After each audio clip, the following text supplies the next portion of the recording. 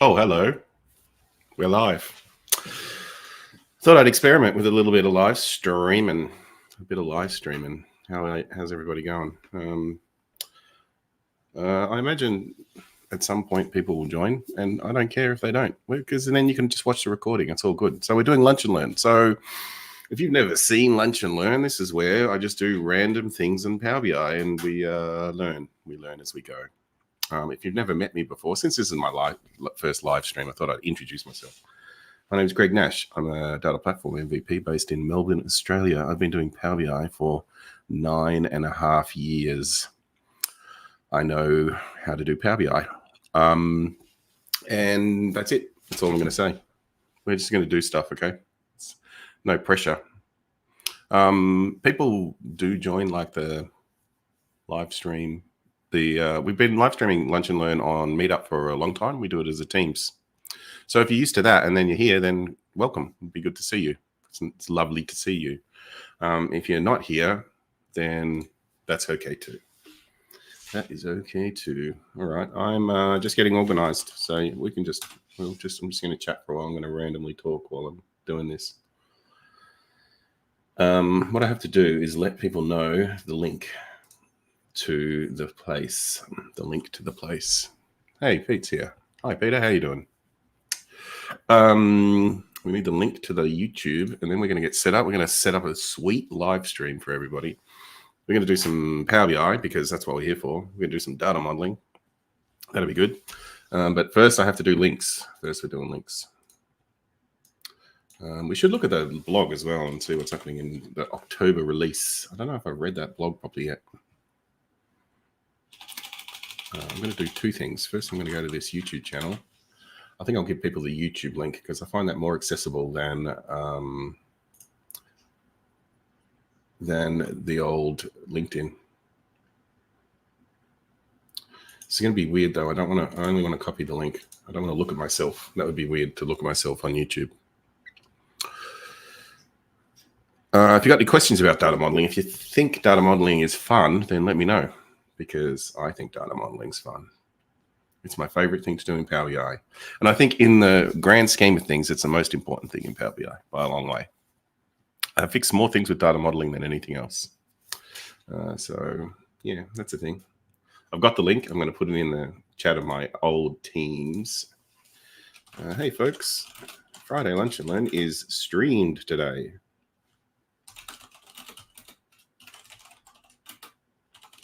And I'm also going to take myself off chatting mode because like you just don't want to look at my face the whole time.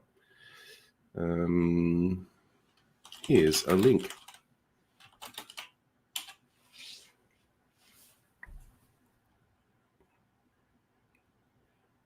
Perfect. That is working.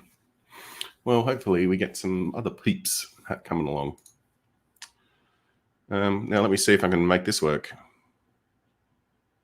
Picture in picture layout. Add a layout. Add a desktop. What we want to do is present our desktop. Share screen. The entire screen. And we want to share this one. And then we want to do this. And so you should be able to see my screen. I reckon you can. Nice. Hey, StreamYard works. Pay a fortune for this thing. I might as well use it, hey? Good to see you all, folks. Good to see you all. We'll see you soon, I hope. In real life, not in real life. Okay, we're working on a Power BI model. This is a project model. We were talking with Kelly Brookstra last week at Lunch and Learn about data modeling, and she gave us some cool things that we did. I think I've got a whiteboard, so I'll bring up the whiteboard that we spoke about last week. That could be our starting off point.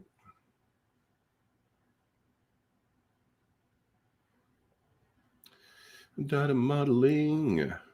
Which is the one that we used. Which is the one we used? No, that looks like a governance whiteboard. That's not the right whiteboard. This one. This will be it. Has a data model on it. Assignments. Here it is. Here we are. We're in whiteboard mode, and we spoke a little bit about the process of data modeling. We spoke a little bit about where do you start? You talk to your end users, and then we spoke a little bit about design, and then we spoke a little bit about making a data model. We just literally used like an example page. I couldn't even tell you the link. I just literally just Googled project data model. No, project report. We used the report and then we created the model for that report. And it was about project assignments, which was cool. It wasn't about tasks. It was actually about assignments, which was nice. So we created this model here.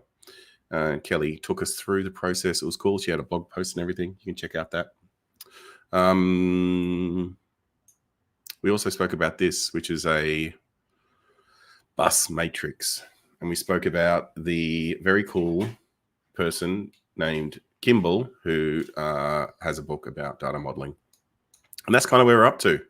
We're up to data modeling. Now I wanted to do some kind of data modeling. I don't know. I just wanted to play around in Power BI. To be honest, we're just experimenting. This is my first stream. I didn't announce it to anybody because I didn't want to put any pressure on myself.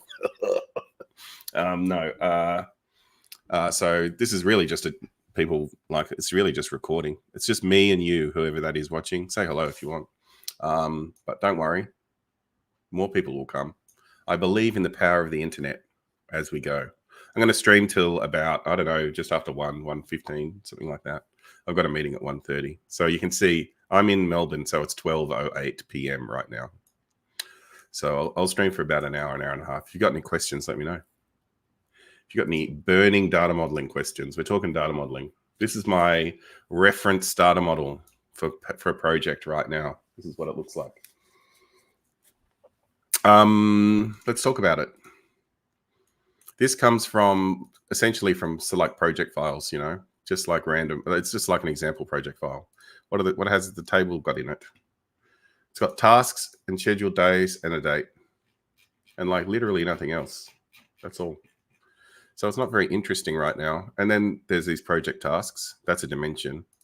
So each task ID has a name, and then a sort order, because that's important, and a duration and a % complete. And then you have this weird thing happening here.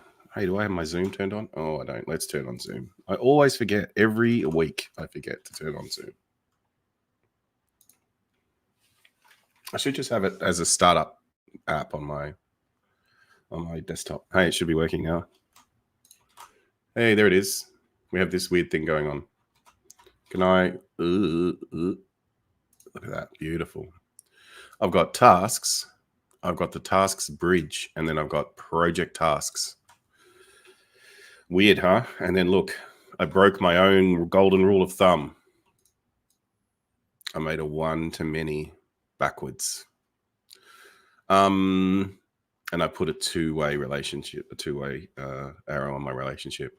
This is the only time you're allowed to do that, is when you're building exactly this type of thing. Well, this is the only time I think you're allowed to do it. And what is this exact thing? This is a ragged, multi-level,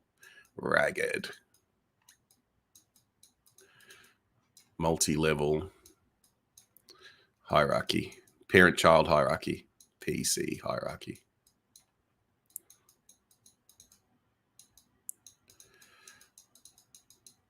Whoa, look at that writing. Amazing. Ragged, multi-level, parent-child hierarchy. There's lots of different ways to handle parent-child hierarchies, but this is the way. This is the way that my friend Kimball told me to do. This is the Kimball way. It's really quite ingenious, and one of my best presentations is actually about this. Maybe I'll try and dig up that presentation. We could talk about it. That's a good idea. Stick with what you know, Greg. Don't just randomly ramble on, This is a ragged, multi-level parent-child hierarchy. Wouldn't it be cool to be able to build that in Power BI? What does it look like in real life? Oh, I'm glad you asked, everybody. It looks like kind of like this. Let's do some tasks, and then let's get our project tasks and put them in under our tasks. So I've got a set of tasks, and then I've got a set of tasks associated with that set, but it's a ragged hierarchy, and there can be multiple levels of this, which makes it a ragged, multi-level, parent-child So the tasks are all related to each other. So in the original table, which I'm not sure if I have, maybe I do, each task has a parent as well. So these 1.1 to these 10 here, these 10 are they're the top level. So they're the 1 to 10. And then this is the second level. And then I think there's a third level somewhere down here. There's a third level. Secure the foundation permit, etc., etc. And so you might need to use this if you're creating like a Gantt chart, for example, which is exactly what I want to do, is create a really cool Gantt chart. And there's an awesome Gantt chart in Deneb, and that's what I'm going to build. So I'm pretty keen. I'm pretty keen to build like a really sweet project model that supports an awesome Gantt chart in Deneb, with ragged multi-level hierarchies. And what else can we do in it? That's it. That's all we need. Like, and are we going to do that today? I don't know. We're going to try. What happens if I put in the week of the year or something like end of week as our columns? Oh, it's broken. We got to fix that. Okay, there's still problems with our model. We're still working on it. This is early days. Look, it's very simple. It's very simple. We've only got like one fact table. We've got a calendar table. We've got some tasks. We've got this crazy task bridge. We need to figure out all of this stuff. That's what we're going to do today. And I want to also add this ragged multi-level hierarchy. I want to add it to my financial model as well. Because I want to add, we've already got it actually in account as for your accounts in my P&L model. My P&L accounts are also a ragged multi-level parent-child hierarchy, but I also want to add it for organization. So they're probably the three main places I've seen these needed in the real world, in real life. Accounts in income statements, ragged multi-level parent-child hierarchies. Tasks in project management, ragged multi-level, and good old-fashioned departments and organizational hierarchies, right? So if you've got a really large, complex organization, that's usually like a ragged multi-level parent-child hierarchy. And I want to make sure that I'm covering all of those things. So what I'll do is I'll build a departmental ragged multi-level hierarchy in this project file, and then I'll also bring that departmental one over to my P&L. And so then I'll have it in both my reference models, my project reference model and my P&L reference model. And one day you guys are going to be like, hey, Greg, can you send me that PBIX file? Because that's got an awesome reference model in it. And I'm going to be like, no, come to my training or something. I don't know what I'm going to do with these yet. But if you just watch all the videos, you can learn how to build it for free. So there you go. If you got any questions or comments, let me know. Hey, I don't know. Actually, someone do a question. I want to see a question because I want to practice. I want to practice doing something. I want to practice something. Someone do a question, go on. Otherwise, I'm just going to show an old question, and that's no good. That's no fun. I want someone who's actually here. Oh, you're shy, and they're leaving instead. Oh, well. Okay.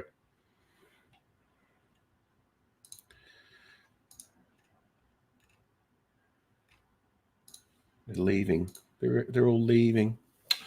That doesn't matter if you're watching the video, though, does it? We should crack on. Okay, needs a bit of context. Let's see if I've got my presentation. My presentation was good. I'm sure I have it somewhere. Let me look at my stuff first. That will be under. It was a meetup presentation. It was a meetup presentation, but I don't know how long. Was it called Ragged Hierarchies? Nope. Was it called Hierarchies? Hierarchies. There's a folder called Hierarchies. There's a picture of a ragged multi-level hierarchy. Look. I'll open this up. We can all look at it. This is what we're talking about. This was in the presentation. This is what I mean by a ragged multi-level hierarchy. So if you've got an organization, say, where you've got a person at the top, and then you've got a person or this could be a person or a department, doesn't really matter.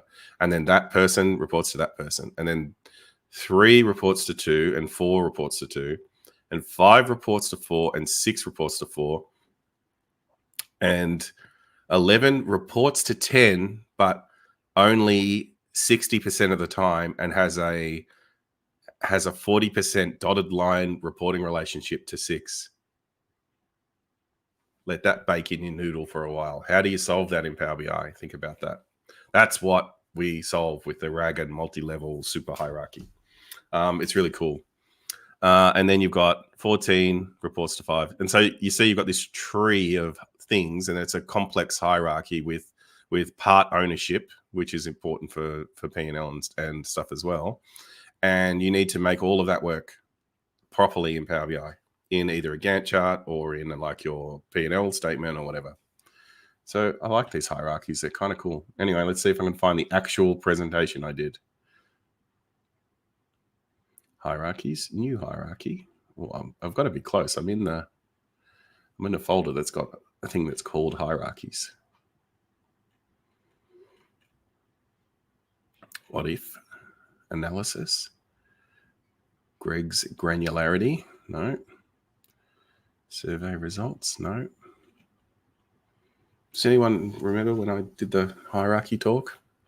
It would have been like 2022, I reckon. 2022 hierarchy talk. That's not it.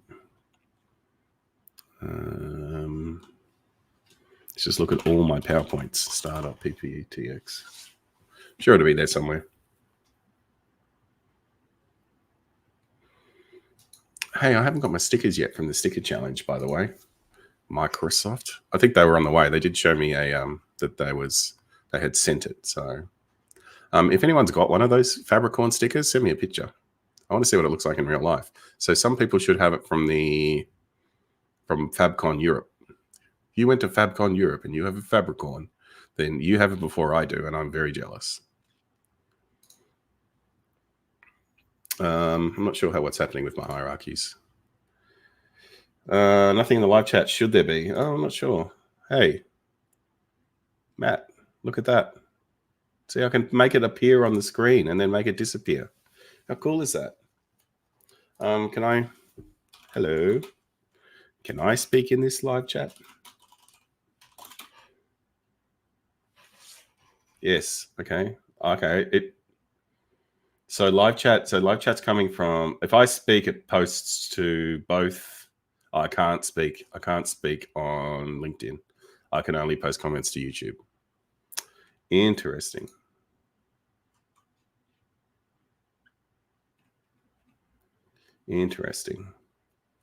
All right, I won't do it anymore.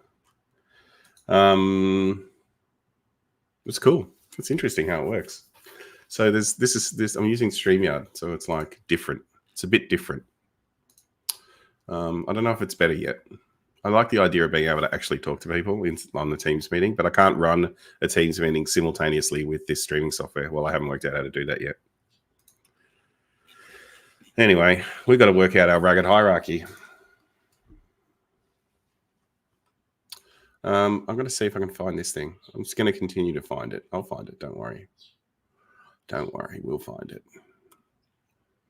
There's only so many places I save things. Meet up, lunch and learn. Was it a lunch and learn? It wasn't a lunch and learn. No. Second attempt, first attempt. Awesome.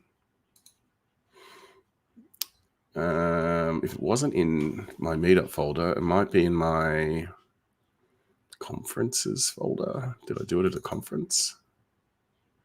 Building complex visualizations in Power BI. That's awesome. Do you want to go through a tour of all of the different conferences I've presented at while I'm looking for this thing? What did I do at 2019 Summit? Flow basics, manipulating data in Flow, and that was it. I literally only spoke about Power Automate. Wow. Imagine that. 2019 Power BI World Tour Sydney. I spoke about data ops. See, man, I was OG on data ops. Look at that. That's 5 years ago, and people still don't know what data ops is. 2020, I spoke about Power BI fundamentals, which is a Power Platform bootcamp. Oh yeah, because it's a bootcamp for Power Platform. I can't do anything crazy there. Data platform challenges in 2020. Well, yeah, 2020, we were having plenty of challenges that year. 2021 summit, I spoke about how to deliver quality reports on time every time. Let me know if you're interested in any of these subjects. We can do a session. 2022 Dfinity. Hey, Dfinity's coming up, Sydney and Auckland. I don't think Melbourne's happening anymore, but I might be wrong. And if it is, then go to Melbourne. But if it's not, then go to Sydney and or Auckland. I am going to both, so I'll see you there. Power BI rollout. Oh yeah, I remember that one. That wasn't too long ago. The 2023 Prompt Engineering Summit. See, I'm an OG ChatGPT legend as well. 2023 Summit was infographics. That was a good presentation. That was infographics. All right, stop reminiscing, Greg. Do something useful. We're here to learn. We're here to learn about stuff. Can't do that. All right. How do we learn? Where do we find was it customer hierarchies? I'm sure I did. Org charts.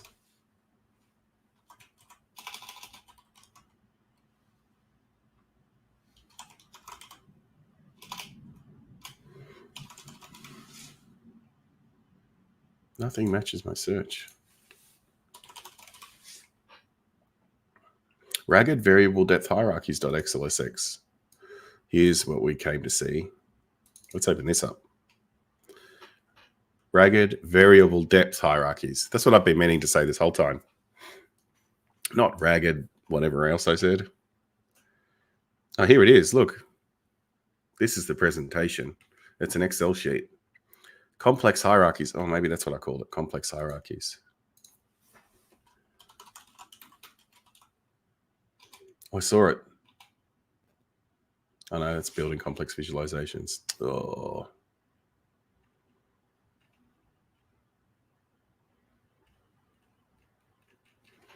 Nope.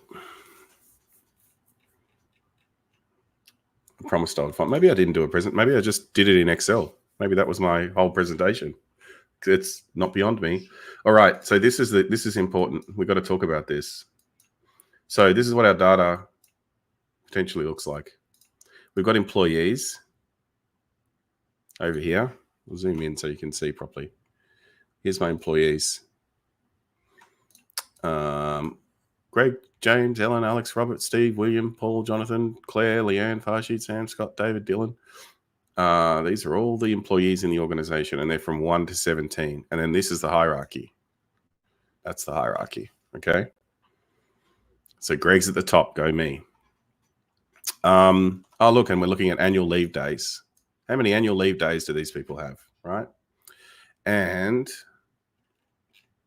on the left side, this is our bridge table. So if we go back to here and have a look at our data model. We have, this is a different data model, but it's pretty much the same. You got tasks. You got the tasks bridge table, and then you've got the project tasks. And the bridge table is the one, this one in the middle, this one. So we need a bridge between our tasks and our project tasks. That's basically what we're doing. And so here, here. We have a bridge table. So this is our bridge table. So we take this guy and we assign 1 to 17. That's our child ID. 1 to 17. So that's all the original things. And then it looks like this describes this hierarchy is what I'm getting at, right? So it describes this hierarchy here. Whoa, that's really big. So child number 2 is depth number 1. Now, how do we know? I've got to remember how all this works. How do we know whether... So there's child 2, depth 1. What is 7 reports to 1, 2 reports to 1, 3 reports to 2. Okay, so this depth is the person, is their parent. This actually should be parent. It's not, shouldn't be called depth, it should be called parent. Right? So 3 reports to 2, 4 reports to 2, which is correct. 8 reports to 9. No, 8 and 9 both report to 7. Oh, this is 8 step 2. Maybe I'm wrong. Maybe that's not their parent. I need to learn how this works again. This is why we're here. We're here to learn. Well, you have a start date and an end date for somebody. But this is the interesting thing about this. Don't worry, I'll figure this out in a sec. There's highest parent, lowest child, which Kimball says, hey, these are useful. And I don't know why yet, but it's probably useful if you just want to get all of the top level, for example. Oh, I know what's happening. I think this is everybody reports to. Am I missing I'm missing a column. I knew I would figure it out eventually. All right. This is the parent ID. This is the child ID. Got it. So number 1, which is Greg, has all of these people reporting to them at this depth. That's how it works. Whew, we worked it out. Thanks, everybody. Yeah, so we've got this parent-child relationship describing this picture over here on the right. That's what's happening. And then this tells me the depth. And then this tells me, is it the highest parent? So it's true because this is parent number 1. They're the highest. No one else is the highest, just number 1, because they're at the top of the tree. Are they the lowest child? Well, no, they're false. But child ID 3, as we go down this thing, we look over here, that is the lowest child of number 1 because there's no one else attached down here, right? So that's what that's doing. It tells me, is it the lowest child relationship? I don't know why this is useful yet, but I'm happy to leave it in because Kimball said so. Kimball says so, why not? Why not? Yeah. If you got any questions, let me know. This is cool. So this is percent ownership. So as we get down to this dotted line relationship here in the bottom, so 8 has a percent ownership of 10, and 9 is the full relationship, right? And 6 and 11, right? So let's have a look at what they look like. So let's look at parent number 8. Parent number 8, go down to parent. We've got this person, number 8, who is in our thing. This is Paul. Hello, Paul. You're number 8. Okay. This person, number Paul, has 2 records in our parent-child hierarchy. There they are. The first record,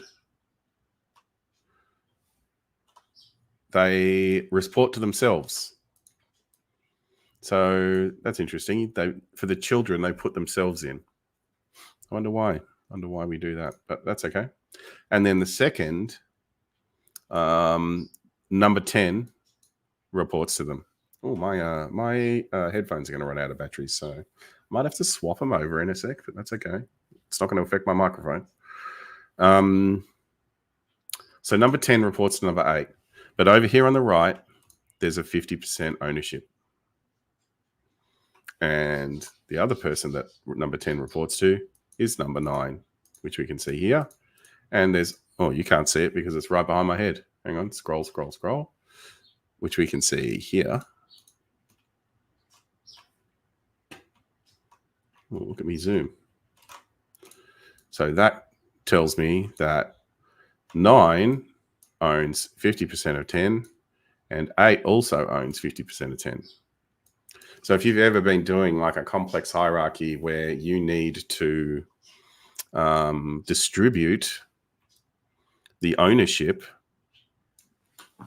this is the right way to do it. The right way to do it. There's lots of ways you can try and do it, but this is the right way. All right. How are we going to do this? How are we going to do it? Well, we know how to do it because this is what we're doing right now, but I'll explain it all as I go. I'll try and explain it all. Hopefully I get it right. You know, I might get it wrong, but you know, we're all here to learn.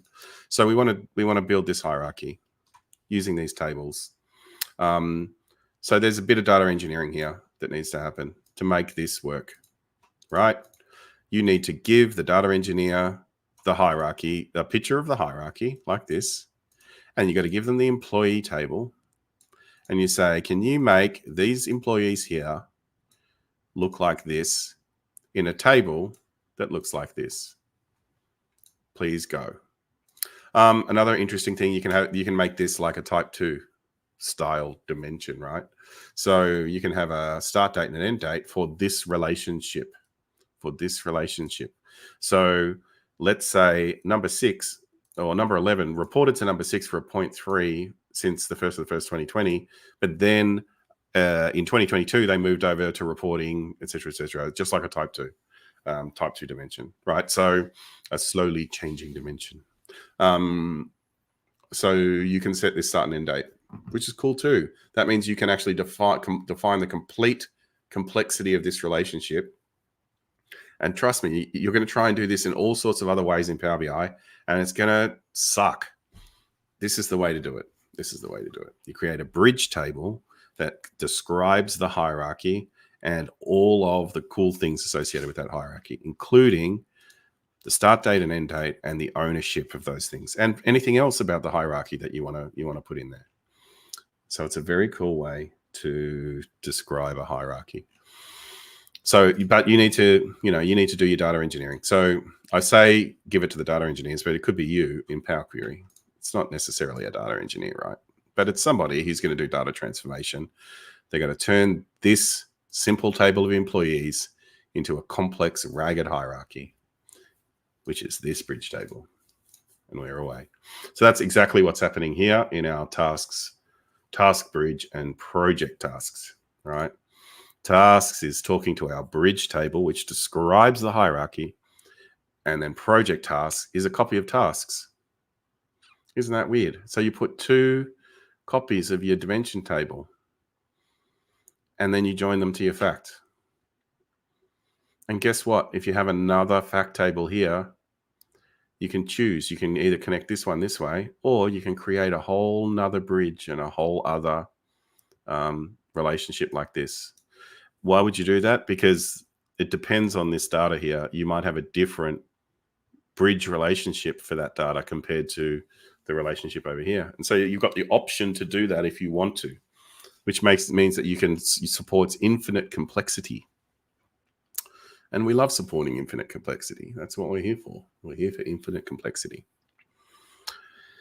Anyway, that's what we're doing. Cool. So let's have a look at these task tables and then the bridge table, see what it looks like. So our task table, which is our top level task, is just like this. It's just a list of tasks. So this is our project tasks in this case. This could be a list of departments. It could be a list of people. It could be a list of accounts. They're the main things that we covered. Okay. It doesn't have to be tasks. It's a dimension table with a task ID. All I need to do is say, well, I need to describe what the hierarchy looks like. Now we kind of know what the hierarchy looks like from looking at the project file or whatever, right? You open it up in project and you go, well, these tasks all live under this task, et cetera, et cetera. And so you should have that. Hopefully you've got that. And that will be described in Task Bridge. So this is a simplified version of exactly the same bridge table. You've got a task, you've got its parent, and then the depth or level that it lives at. Now, this is actually slightly different. So I'm glad I went and looked that up, because I've actually done this slightly differently. I've just set the depth. In our version of it, it was I've just set the level, sorry. So this is at level 2, this one's at level 1 or whatever.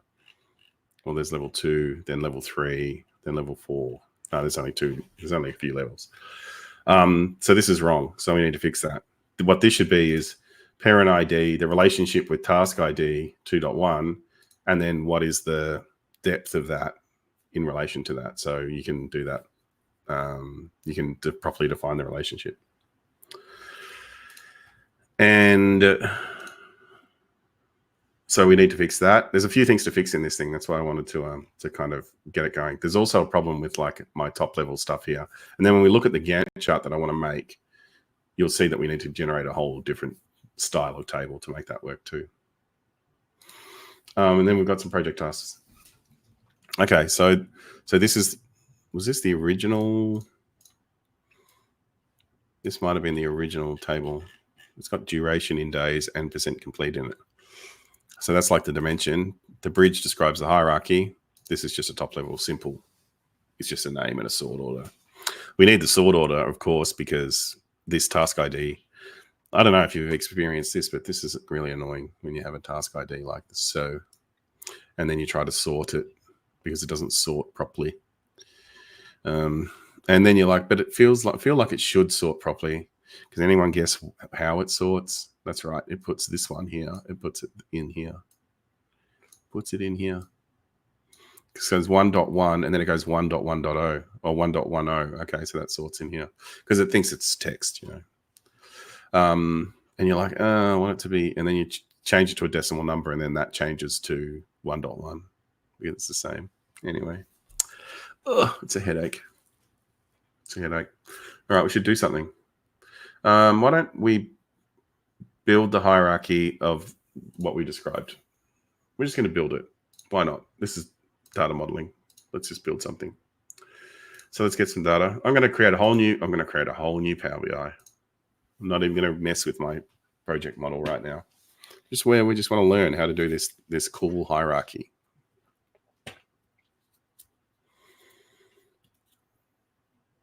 Is Power BI going to open though? It takes so long at the moment. Why is that?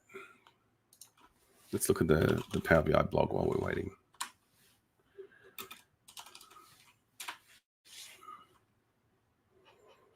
October 2022 feature updates. No, 2024, mate. Here we go. What happened? Jason Himmelstein is going to tell us. Copilot, of course, Copilot. Reporting, Visual Calcs update, nice. Love Visual Calcs. Azure Map update, love Azure Map. New list slicer. There was a lot of people were giving this like a bit of stick because they were like, "Ooh, the new list slicer. Oh, it does hierarchy as well. We haven't had that since 2020." And I don't know if that's fair. I think it looked like it had like icons and stuff. I don't know. It looks pretty cool to me. People were like ragging on it though. Poor list slicer. Just trying to get out there in the world, and people are just teasing the new list slicer. So if you work on the product team at Microsoft, I'm with you. I reckon it was cool. But anyway, it's in preview mode, so it'll be like that for 20 years. Just kidding. Power BI and Teams announcing the retirement of the Teams Activity Analytics report. Oh. Is there another way to get Teams Activity Analytics? I guess no one was using it. Modeling dynamic format strings for measures. Cool. That's really cool. Dynamic format strings. Oh, it's now GA. Yeah, I was like, didn't that come out a while ago? But yeah, it's just GA. So they do make things GA every now and then. Introducing info.view DAX function. I genuinely don't know what that is. I'm going to look that up. Value filter behavior. Value filter. You can filter on a value. Oh, we'll look that one up too. Let's look at those two. Let's look at all the modeling ones since this is a session about modeling. Let's look it up. Okay. Dynamics format strings are generally available. What does that mean? Dynamic format strings are now generally available, giving you ultimate flexibility how measures are displayed in visuals. These format strings can be conditionally applied using DAX based on measure values. So I can just format. If the sales amount is lower than 1,000, then show without any special formatting. But if it's over 1,000, show with a K. Oh, I see what's happening. That's cool. So these values here, they're low values. And so it doesn't show them with a K. And so you're dynamically formatting it. But yeah, and that's how you do it, like that. A dynamic format string. Yeah, there you go. And then go to Guy in a Cube. Stop watching me right now on YouTube and go to Guy in a Cube and learn about this. And I'm sure, and then,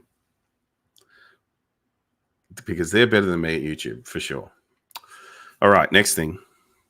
Introduce info.view data analysis expression. Why don't they just say DAX? Everybody calls it. Like, anyway, info.view. Okay, DAX query view.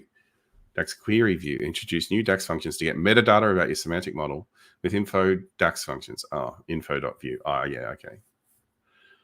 Wait, so I can...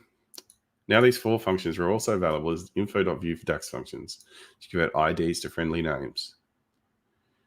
Be used in calculated tables with the semantic model in addition to being able to run them in DAX query view.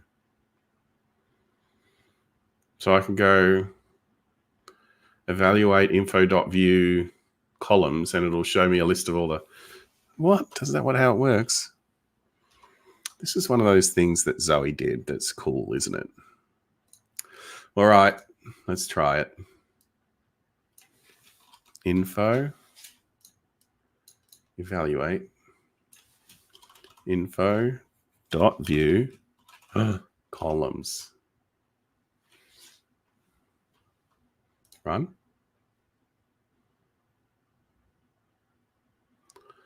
Ooh, what did I get? ID number 15, row number, blah, blah, blah, blah, blah. Is this the blank row? Is this the blank row? Is that what they call it? Make the blank row in a dimension that... Is that what the... Is this what the... Is that a blank row? The name is parent ID, level, task ID. So they're the 3. So hang on, everyone. We're going to learn about Power BI and how it works. See this? This is a list. This is my table, and it's got 3 columns. 3 columns. No more, no less. How do you do an arrow? I thought I knew, and now I don't. Shift, Alt, Shift. No. Control, Alt. No. Control. No. What happened to my arrow? Anyway, sorry. I knew said I had to do an arrow. Okay. Sorry. I digress. This is the table, tasks bridge. It has 4 rows in my list of columns. Sorry.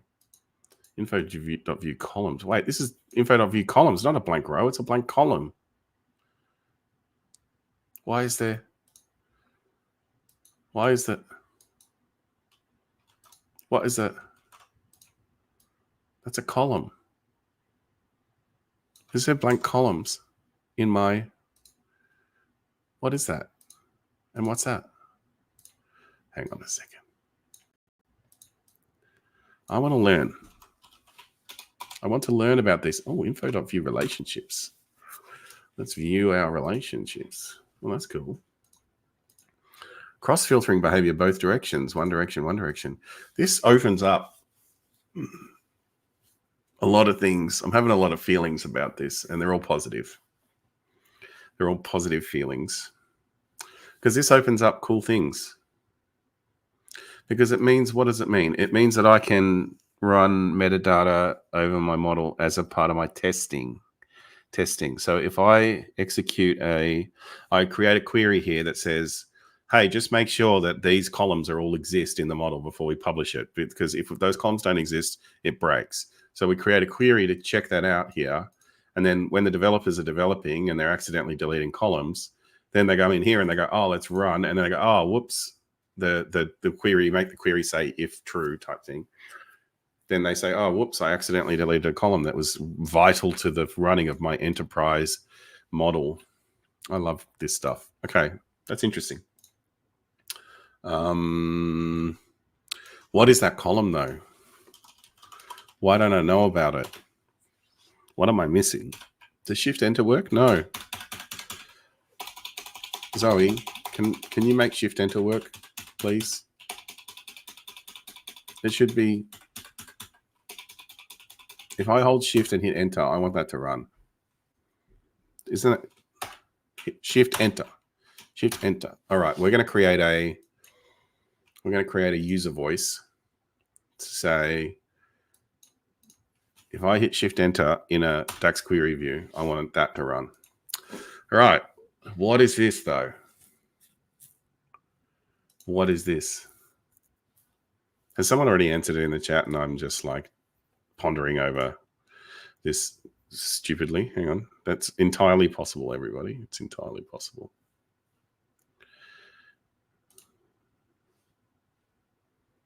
Let me go. Oh, God, sorry. I'm really bad at navigating right now.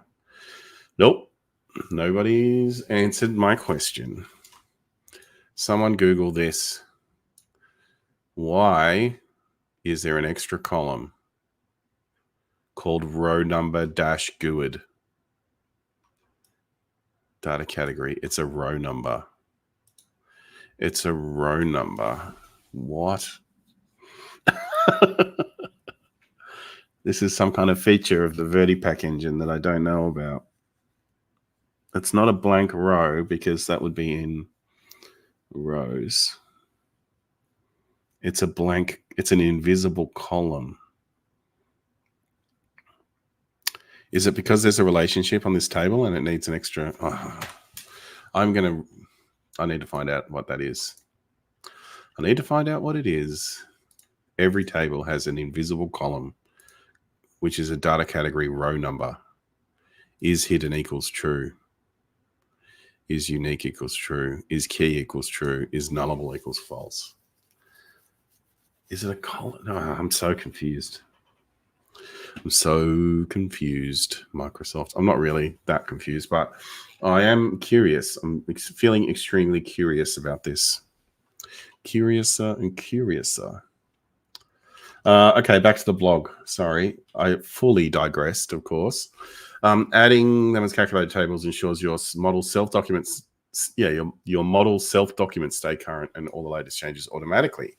Not only can we use in calculated tables, they'll show the names of a column previously only displaying an ID. Info.view tables shows information about the tables in your models, including what storage mode it's in. You can quickly identify tables marked as a date table by the data category of time. Okay. Cool. Direct link or import. That's cool. Okay, is it going to tell me like right now? Information about columns, including data category, etc. Data type. No, see, look, it's there. I see it, but I don't know why. Okay, fine. Don't tell me what that invisible column is. I'll look it up. Value filter behavior in preview. DAX has an automatic filtering mechanism that occurs when multiple columns from the same table are filtered. This behavior is informally called auto-exist. DAX understands that not all combinations of values across columns are valid, and as a result, it automatically excludes invalid combinations. The DAX engine generated a coalesced value filter that not only returns valid combinations, but also affects measured calculations. This month, we are giving you more control over whether you want this behavior in your semantic model. You can decide whether you want to turn off coalesced value filters and turn on independent value filters instead. Turning on independent value filters by setting the value filter setting to independent results in multiple filters on the same table being kept separate instead of the DAX engine to combining them into one. Whoa. That is a corner case and a half, surely. When are you going to need that? When are you going to need that? Please. Okay. So if you're filtering multiple columns in the same table, it coalesces them together. Consider only the combinations that exist. Right. If you filter on both year and month, since these are columns in the same thing. Course combination. Look at an example. We have a catalog showing availability of cards for products by year. Okay, so you put it. Okay, so you filter on products in year.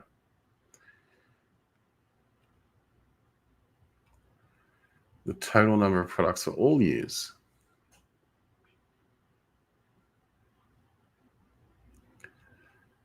Is this some kind of... If we switch the year 2024, we expect the number of products measured to return 2. There are just 2 products that are blue, and there's no red products. Oh, okay.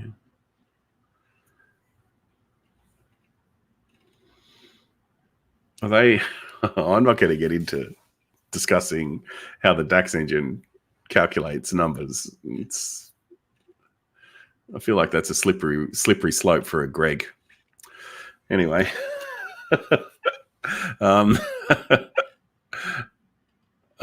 Okay, so it's some kind of corner case around when filtering causes your numbers not to add up correctly, but not in the way that you think.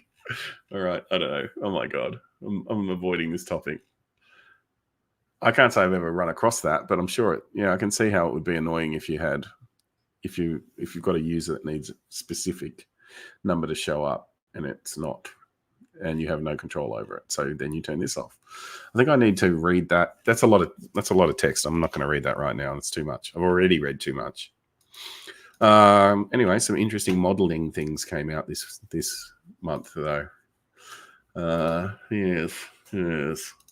All right.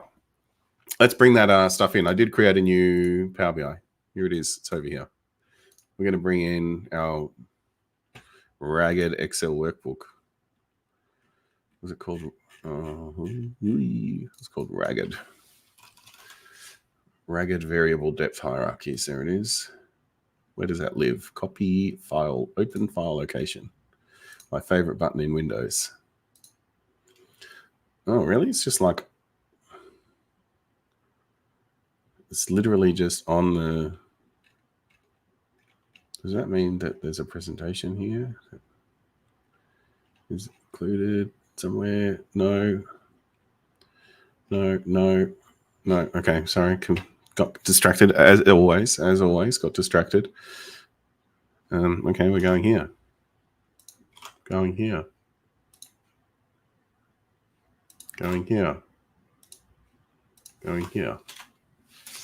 Man. Ragged variable depth.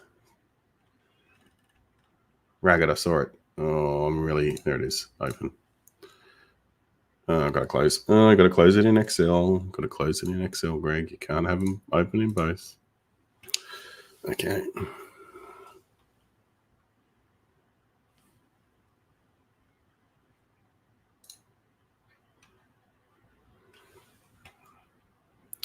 All right, we're going to bring in our employee in our org bridge. Let's transform the data.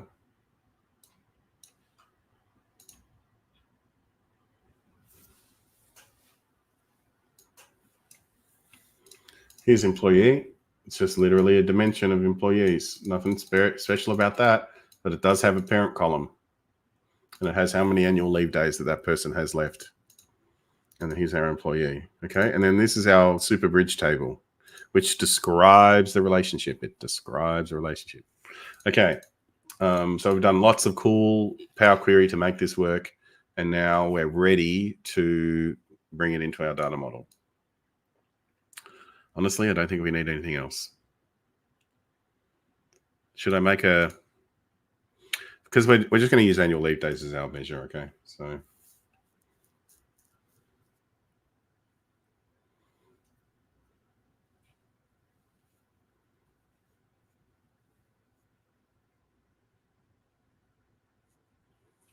No, I might need to make a copy of the employee table. Whoops. Whoopsie daisy. Sorry, let me edit this query again. I'm going to edit the query. I need to make a copy. I need to duplicate or reference this. I'm going to reference it, and then I'm going to call this annual leave employees.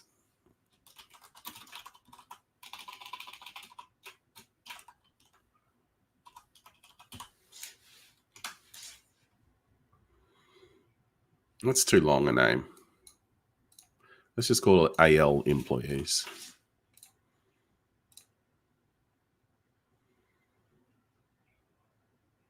So you have two copies of the dimension. You create two copies of the dimension to make this work. The parent side and the child side.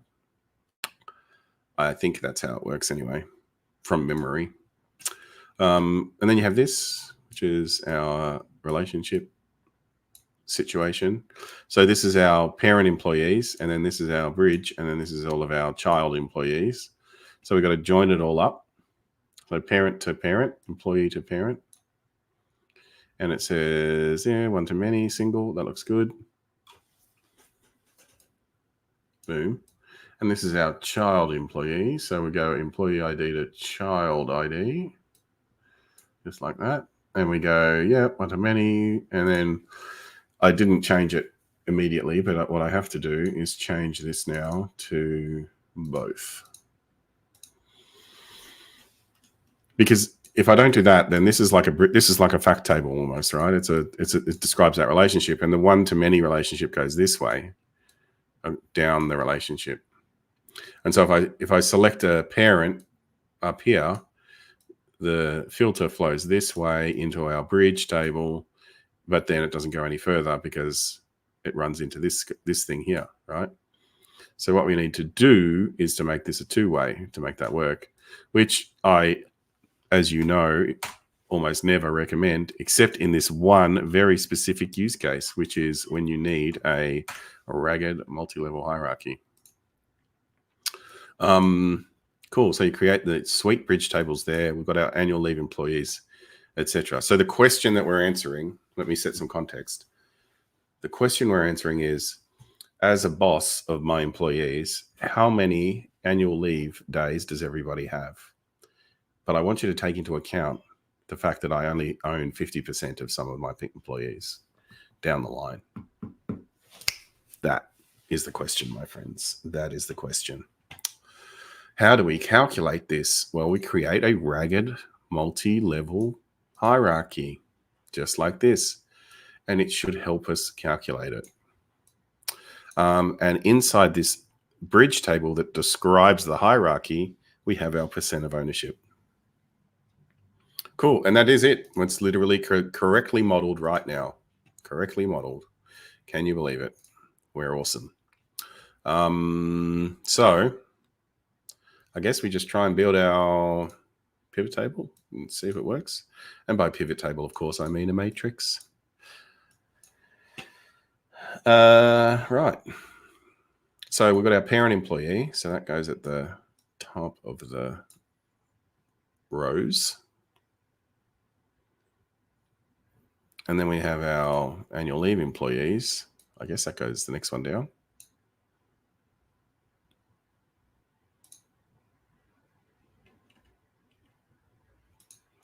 But how do we set it so that, I'm going to open up that other PBIX file because I want this to say, this should just say Greg, right?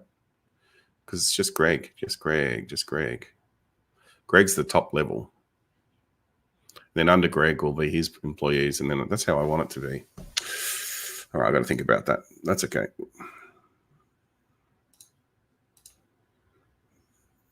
And then we have their employees' annual leave days. It's not as columns. Power BI. It doesn't know it's a. It doesn't know it's a. It does know it's a number. It's not summarizing it. Okay, that was kind of weird.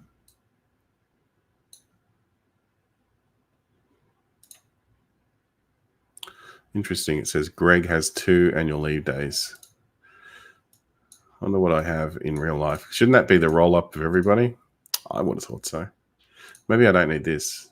But how else do I do it? How else do I do it? We're going to learn. Don't worry. We'll figure it out. All right, I'm opening up the other one. I don't want to have to read the book. That would be embarrassing. I should know how to do this. This is one of my favorite things to do, and I can't remember how it works. My God. What was it? It was called Ragged. Ragged.pbix. Bet you this has it in there properly. So how do I get it so that only Greg shows, and then all of Greg's reports, and then all of their reports, and then all of their reports? That's what I'm hoping that this PBIX will show me. This other PBIX that I already built many years ago. When did I actually build it? Let's have a look at the date of the actual file. 2022. I must have done this presentation in 2022. There you go. Would have been for the meetup. I remember it being for the meetup. We're having a meetup presentation soon. In November the 20th, we will be at the Ventia head offices, which is very exciting, and it's a nice place. And we're going to have a technical specialist from Microsoft talking to us, which is also very exciting. Hey, look. This looks correct. It does have everybody's name though. Okay, so we got it mostly right. All right, let's have a look. So we've got employee, an org bridge, an AL employee, which is exactly what I called it, and then fact annual leave. Okay, so it created a fact annual leave, but it's basically the same as having that.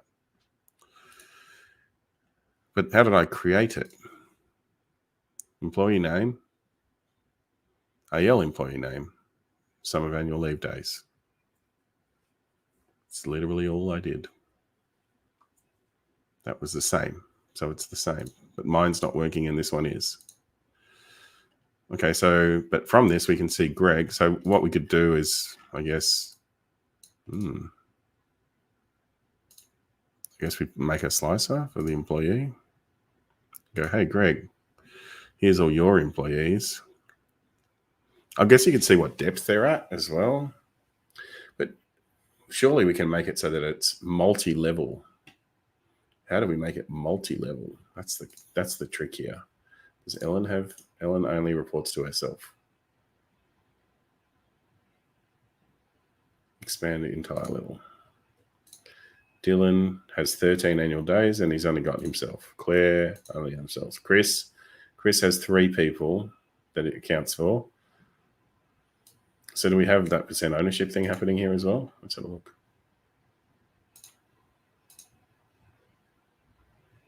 Allbridge. Yep.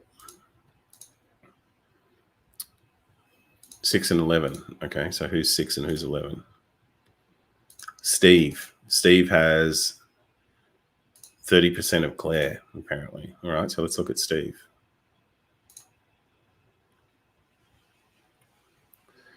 $26 days of Claire and 61 days of Claire and 26 days of Steve.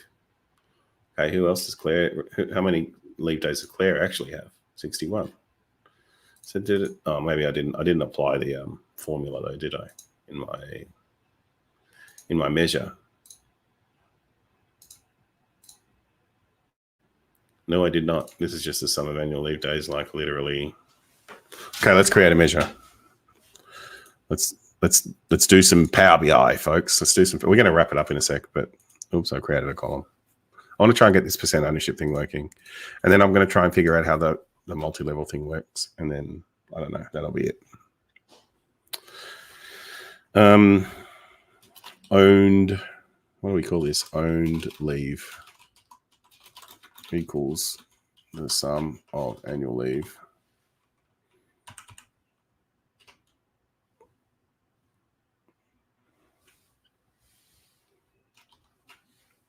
times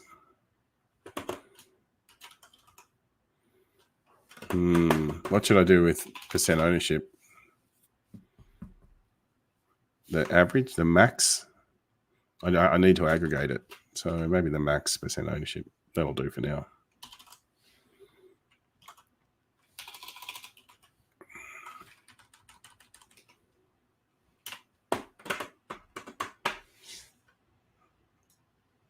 What happens now? So Claire has 61 days. Steve, look at that. It worked just by magic. So Claire has 61 days of annual leave, but when we multiply it by his ownership, she only shows 18.3 for Steve. Although this doesn't aggregate properly, I blame Greg Deckler. But we'll We'll figure that bit out. We'll figure that bit out. All right. Interesting. So percent ownership kind of just leaves, just works. It just works straight up, which is nice. But there is, if we put in percent ownership here, it's going to show me. Oh, what did it do? Put it in the columns. Where do I want it? Under the names. And then expand all.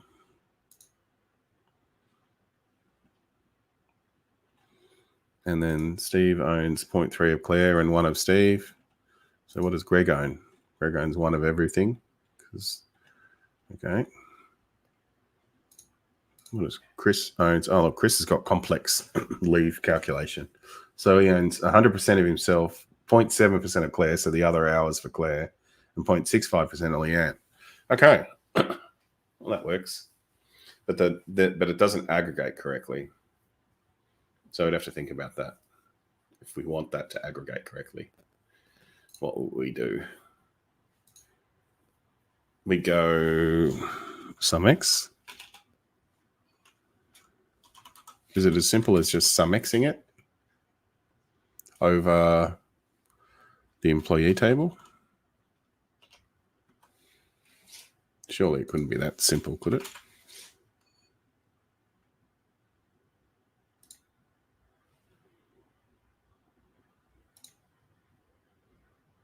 It didn't work.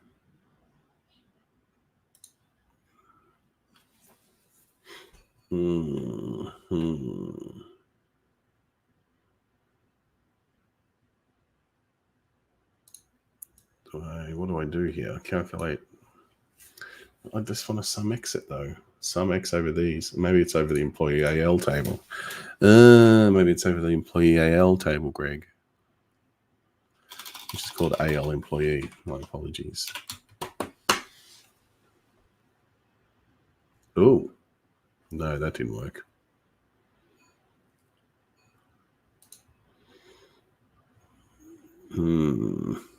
I don't know.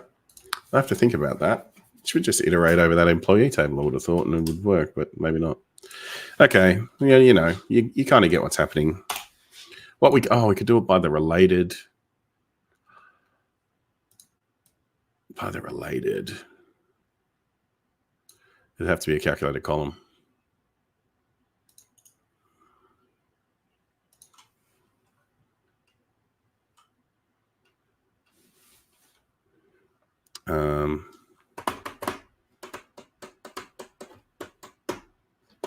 Where would I do that though? Yeah, okay. I've got to think about that.